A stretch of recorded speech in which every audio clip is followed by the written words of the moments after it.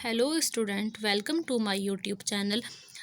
आज हम पढ़ेंगे श्वसन यानी रेस्पिरेशन। तो मानव श्वसन तंत्र का सचित्र वर्णन करेंगे। तो ह्यूमन रेस्पिरेटरी सिस्टम, ह्यूमन में रेस्पिरेटरी सिस्टम कई पार्ट्स में मिलकर बना है।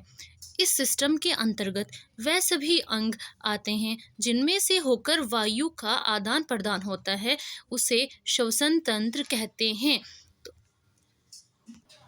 अब आता है हमारा पार्ट्स ऑफ रेस्पिरेटरी सिस्टम। तो इसके कितने पार्ट होते हैं? रेस्पिरेटरी सिस्टम के 6 पार्ट होते हैं। सबसे पहले आता है नोज़, नोज़ यानी नाक। उसके बाद आता है हमारा फेरिंग्स, फेरिंग्स यानी ग्रसनी, फेरिंग्स को हम ग्रसनी बोलते हैं। अब आता है हमारा लैरिंग्स, लैरिंग्स हमारा होता है स्वर यंत्र, स्वर यंत्र यानी हमारा लैरिंग्स। ट्रैकिया, ट्रैकिया होता है श्वास नली, श्वास नली में जो होता है हमारा श्वास नली के थ्रू जो हमारा श्वसन जाता है अंदर, तो हमारा ट्रैकिया बोलते हैं इंग्लिश में। अब उसके बाद आता है नंबर 5 पे लंग्स, लंग्स होते हैं फेफड़े। नंबर 6 डायफ्राम, डायफ्राम होता है हमारा मध्य पट, डायफ्राम को मध्य पट के नाम से भी जाना जाता है।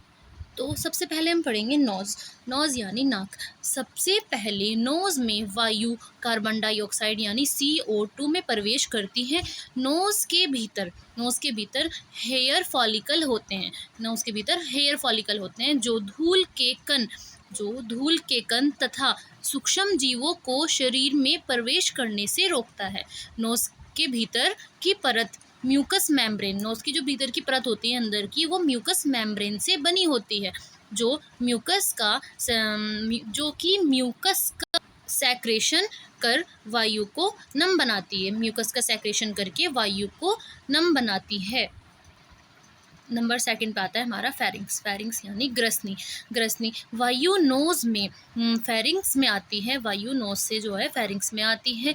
यह रेस्पिरेशन सिस्टम, रेस्पिरेटरी सिस्टम का प्रमुख अंग है। यह अंग वायु एवं भोजन के संवहन का कार्य करता है। ये जो अंग होता है वायु और भोजन की जो संवहन होता है उसका कार्य करता है। श्वास के रूप में ली वायु फेरिंग्स में श्वास नली में पहुंचती है। जो श्वसन के रूप में हम वायु लेते हैं वो हमारी फेरिंग्स से होकर श्वास नली में पहुंचती है। नंबर 3 पे आता है लैरिंग्स, लैरिंग्स स्वर यंत्र यानी श्वसन मार्ग का वह भाग, श्वसन मार्ग का वह भाग जो फेरिंग्स को श्वास नली से जोड़ता है। जैसे हम फेरिंग्स से आए थे अभी पढ़ के, हमारा लैरिंग्स को श्वास नली से जोड़ के रखता है। इसका मुख्य कार्य है ध्वनि उत्पादन करना। इसका जो मुख्य कार्य होता है ध्वनि को उत्पादन करता है तथा यह खांसने, निगलने तथा श्वास मार्ग की सुरक्षा में सहायक है। जो हम खांसते हैं, निगलते हैं, तो जो श्वास नली की जो होती है मार्ग, उसको सुरक्षा करता है, उसकी हेल्प करता है ये। नंबर 4 पे आता है ट्रैकिया, ट्रैकिया यानी श्वास नली।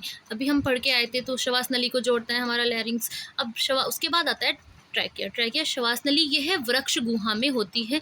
यहाँ ये 2 भागों में बढ़ जाती है। जो हमारा श्वास नली होती है वो 2 भागों में बढ़ जाती है, जिसे ब्रांचिया, ब्रांचिया यानी ब्रांचेज में बढ़ जाती है, ब्रांचिया कहते हैं। इनमें यह एक शाखा दाएं फेफड़े में तथा एक बाएं फेफड़े में जाकर फिर शाखाओं में विभक्त हो जाती है। एक दाएं फेफड़े में चली जाती है 2 शाखाओं में बढ़ के, और एक बाएं फेफड़े में आ जाती है, तो ये 2 शाखाओं में विभक्त यानी बढ़ जाती है। इसके बाद आता है नंबर 5 पे लंग्स, लंग्स यानी हमारे फेफड़े।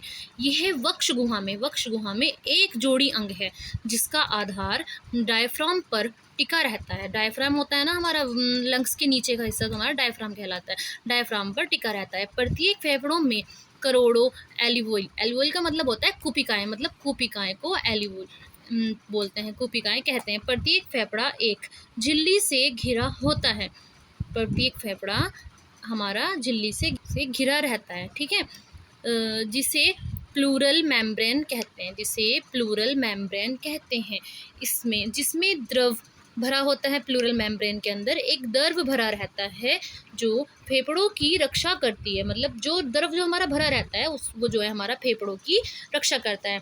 ये हृदय से आए अशुद्ध रक्त को, हृदय से आए यानी हमारे हार्ट से, दिल से आए हुए अशुद्ध रक्त, मतलब रक्त को श्वास क्रिया में आई ऑक्सीजन से शुद्ध करता है। मतलब जो हमारे हृदय में अशुद्ध रक्त आता है जिसमें जो शुद्ध नहीं होता, श्वास क्रिया में आई हुई जो ऑक्सीजन होती है उससे शुद्ध करता है।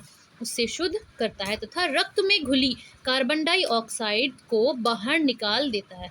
रक्त में हमारे कार्बन डाइऑक्साइड जो होती है उसको बाहर निकालने का कार्य करता है। लास्ट है हमारा नंबर 6 पे डायफ्राम। डायफ्राम यानी मध्यपट। डायफ्राम को मध्यपट के नाम से भी जाना जाता है। यह लचीली मांसपेशियों से निर्मित श्वसन अंग है। ये जो होते हैं डायफ्राम हमारी लचीली मांसपेशियां होती हैं उनसे निर्मित श्वसन अंग है जिसका संबंध दोनों फेफड़ों से होता है, दोनों से, दाएं फेफड़े से भी और बाएं फेफड़े से भी। यह दोनों लंग्स को नीचे की ओर साध कर रखता है यानी टांग कर रखता है। ठीक है।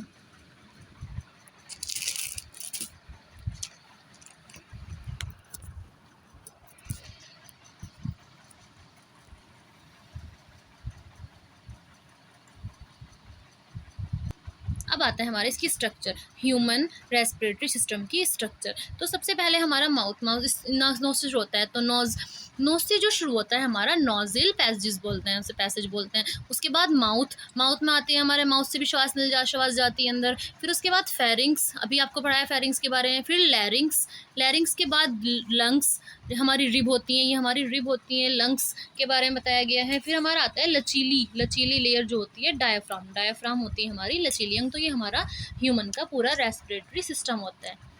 एक बार पूरा देख लीजिए।